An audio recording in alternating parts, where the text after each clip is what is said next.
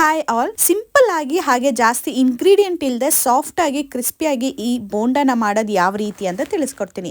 ಮೊದಲು ಈ ರೀತಿ ಒಂದು ಮಿಕ್ಸಿಂಗ್ ಬೌಲ್ಗೆ ಈರುಳ್ಳಿ ಹೆಚ್ಚಿಟ್ಕೊಂಡಿರೋದನ್ನ ಹಾಕೊಳ್ಳಿ. ದಪ್ಪಕ್ಕಾದ್ರೂ ಹಾಕೊಳ್ಳಿ, ಸಣ್ಣಕ್ಕಾದ್ರೂ ಹಾಕೊಳ್ಳಿ. ಇದಕ್ಕೆ ಖಾರಕ್ಕೆ ತಕ್ಕಂತೆ ಖಾರದ ಪುಡಿ, ಉಪ್ಪು ತಕ್ಕಂತೆ ಉಪ್ಪನ್ನ ಹಾಕಿ, ಸ್ವಲ್ಪ ಜೀರಿಗೆ ಪುಡಿ, ಹೀಗೆ ಕರ್ಬೇವಿನ ಸೊಪ್ಪನ್ನ ಹಾಕ್ತಾ ಇದ್ದೀನಿ. ಕೊತ್ತಂಬರಿ ಸೊಪ್ಪು ಇರಲಿಲ್ಲ, ಹಾಗೆ ಸೋಂಪು ಇರಲಿಲ್ಲ. ಆ ಕಾರಣಕ್ಕೆ ಇಷ್ಟನ್ನೇ ಹಾಕ್ಬಿಟ್ಟು ನೀಟಾಗಿ ಮಿಕ್ಸ್ ಮಾಡ್ಕೋಬೇಕು.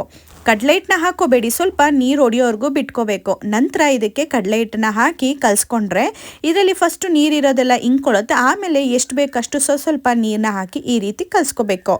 ಈ ರೀತಿ ಮಾಡೋದ್ರಿಂದ ಸೋಡಾ ಹಾಕಿದಾಗ ಯಾವ ರೀತಿಯಾಗಿ ನಿಮಗೆ ಬೋಂಡ ಉಬ್ಬಿ ಬರುತ್ತೆ, ಸಾಫ್ಟಾಗಿ ಬರುತ್ತೆ, ಅಷ್ಟೇ ಸಾಫ್ಟಾಗಿ ಹಾಗೆ ಇನ್ನೂ ಟೇಸ್ಟಿಯಾಗಿ ಬರುತ್ತೆ. ಇಲ್ಲಿ ನಾನು ಗಾಣದ ಎಣ್ಣೆನ ಬಳಸ್ತಾ ಇದ್ದೀನಿ. ಎಣ್ಣೆ ಕಾದಿದ ನಂತರ ಈ ರೀತಿ ಬೋಂಡ ಹಾಕ್ಕೊಂಡು ನೀಟಾಗಿ ಫ್ರೈ ಮಾಡ್ಕೋಬೇಕು. ನೋಡ್ಬೋದು ಡಿಫ್ರೆನ್ಸ್, ನೀಟಾಗಿ ಆ ನೊರೆ ಎಲ್ಲ ಕಡಿಮೆ ಆದಾಗ ಬೋಂಡ ಅಫ್ಕೋರ್ಸ್ ಬೆಂದಿರುತ್ತೆ. ಈಗ ಸವಿಯಕ್ಕೆ ಬೋಂಡ ರೆಡಿ.